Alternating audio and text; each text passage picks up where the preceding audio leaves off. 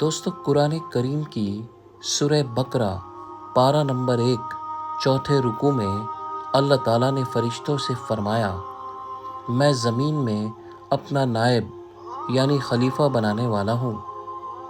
فرشتوں کو حضرت آدم علیہ السلام کی خلافت کی خبر اس لیے دی گئی کہ وہ ان کے خلیفہ بنائے جانے کی حکمت اپنے رب سے جان سکیں۔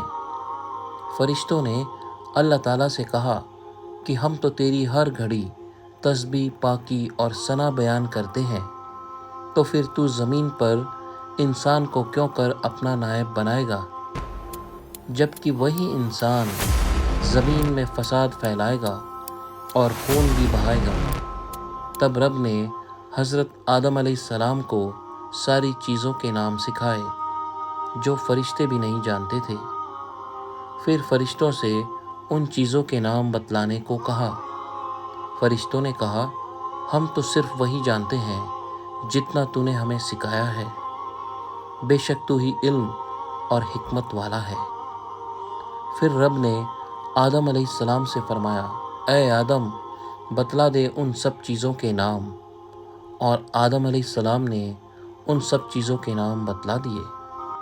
حضرت آدم علیہ السلام سب سے پہلے انسان ہیں جن کو اللہ تعالیٰ نے دنیا میں بھیجا، اور سب سے پہلے نبی آپ ہیں۔ آپ ہی کی اولاد ساری دنیا میں پھیلی ہے۔ آپ کا ذکر قرآن پاک میں 19 بار آیا ہے۔ جب اللہ تعالیٰ نے فرشتوں کو حکم دیا کہ تم آدم علیہ السلام کو سجدہ کرو، تو وہ سب سجدے میں گر پڑے، مگر شیطان نے سجدہ نہیں کیا۔ اس کا ذکر پہلے بھی قرآن میں آیا ہے۔ اللہ تعالیٰ نے حضرت آدم علیہ السلام سے کہا کہ تم اور تمہاری بیوی جنت میں رہو اور جہاں سے چاہو کھاؤ پیو، مگر ایک خاص درخت کے متعلق حضرت آدم علیہ السلام کو منع کر دیا کہ اس کے قریب بھی نہ جانا، ورنہ تم بھی ظالموں میں سے ہو جاؤ گے۔ شیطان نے تکبر کیا اور آدم علیہ السلام کو سجدہ نہیں کیا۔ اللہ تعالیٰ نے شیطان کو مردود قرار دیا اور اپنے دربار سے نکال دیا۔ اللہ تعالیٰ نے حضرت آدم علیہ السلام کا امتحان لیا کہ دیکھیں یہ ہمارا کہنا مانتے ہیں یا بھول جاتے ہیں اور شیطان کے بہکائے میں آ جاتے ہیں۔ شیطان جو پہلے ہی حضرت آدم علیہ السلام سے ناراض تھا کہ ان کی وجہ سے وہ اللہ تعالیٰ کے دربار سے نکالا گیا، اور خدا تعالیٰ کی لعنت اس پر ہوئی، اور اس نے قسم کھائی کہ میں حضرت آدم اور اس کی اولاد کو قیامت تک بہکاتا رہوں گا کہ اللہ تعالیٰ کا کہنا نہ مانیں اور خوب برائیاں پھیلائیں۔ وہ حضرت آدم علیہ السلام اور ان کی بیوی حضرت حوا علیہ السلام کو برابر بہکاتا رہا کہ اس درخت کا پھل تم ضرور کھاؤ، اس کے کھانے سے تم فرشتہ بن جاؤ گے، جنت میں سے کبھی نہ نکالے جاؤ گے۔ آخر ایک دن حضرت آدم علیہ السلام اور ان کی بیوی حضرت حوا بھول سے شیطان کے بہکائے میں آ گئے اور درخت کا پھل کھا لیا۔ پھل کھاتے ہی دونوں ننگے ہو گئے اور جنت کا لباس ان کے بدن سے غائب ہو گیا، اور وہ جنت کے پتوں میں اپنے بدن کو چھپانے لگے۔ اللہ تعالیٰ نے حضرت آدم علیہ السلام سے کہا کہ ہم نے کہہ دیا تھا کہ اس درخت کے پاس کبھی نہ جانا اور شیطان کے کہے میں نہ آنا، وہ تمہارا کھلا دشمن ہے۔ تم اس کے کہنے میں آ گئے، اب تم اور حوا جنت میں سے چلے جاؤ اور دنیا میں جا کر رہو۔ اور اس طرح سے حضرت آدم علیہ السلام کو جنت سے نکالا گیا۔ حضرت آدم علیہ السلام کو جنت سے نکلنے اور شیطان کے بہکائے میں آنے کا بہت رنج اور افسوس ہوا۔ بہت عرصوں تک اللہ تعالیٰ سے دعا مانگتے رہے اور روتے رہے کہ اللہ تعالیٰ مجھے معاف کر دے۔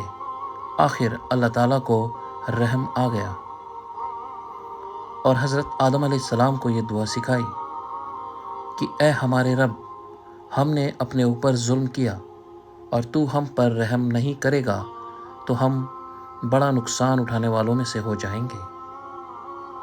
پھر حضرت آدم علیہ السلام نے یہ دعا بہت گڑ گڑا کر مانگی، اور اللہ تعالیٰ تو بہت رحم کرنے والے ہیں۔ جب کوئی بندہ گناہ کر لیتا ہے اور سچے دل سے توبہ کر لیتا ہے کہ اے اللہ، یہ گناہ تو مجھ سے غلطی سے ہو گیا آئندہ ایسا نہ کروں گا، تو اللہ تعالیٰ معاف کر دیتا ہے۔ چنانچہ حضرت آدم علیہ السلام کو بھی اللہ تعالیٰ نے معاف کر دیا، اور پھر کہا کہ تم اور تمہاری اولاد دنیا میں رہو، اور یہ بات یاد رکھو کہ جب میری طرف سے کوئی نبی میری ہدایت کو لے کر تمہارے پاس آئے تو تم اس کا کہنا ماننا، اور جو میرے بھیجے ہوئے نبیوں کا کہنا مانے گا اس کو پھر نہ کوئی خوف ہوگا اور نہ کوئی غم ہوگا، اور جو لوگ میری نبیوں کی باتوں کو نہیں مانیں گے اور ہماری آیتوں کو جھٹلائیں گے وہ دوزخ میں جائیں گے اور ہمیشہ اسی میں رہیں گے۔ اس کے بعد حضرت آدم علیہ السلام اور حضرت حوا علیہ السلام دنیا میں رہنے لگے، خوب جی لگا کر اللہ تعالیٰ کی عبادت کرتے۔ ان کی بہت سی اولادیں ہوئیں اور دنیا میں سب جگہ آباد ہوتی رہی۔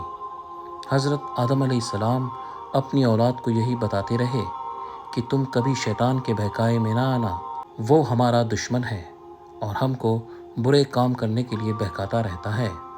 ہمیشہ اللہ کی عبادت کرنا، سچ بولنا، کسی پر ظلم نہ کرنا، ایک دوسرے کے نیک کاموں میں مدد کرتے رہنا۔ آخرکار حضرت آدم علیہ السلام 900 سال زندہ رہ کر وفات پا گئے۔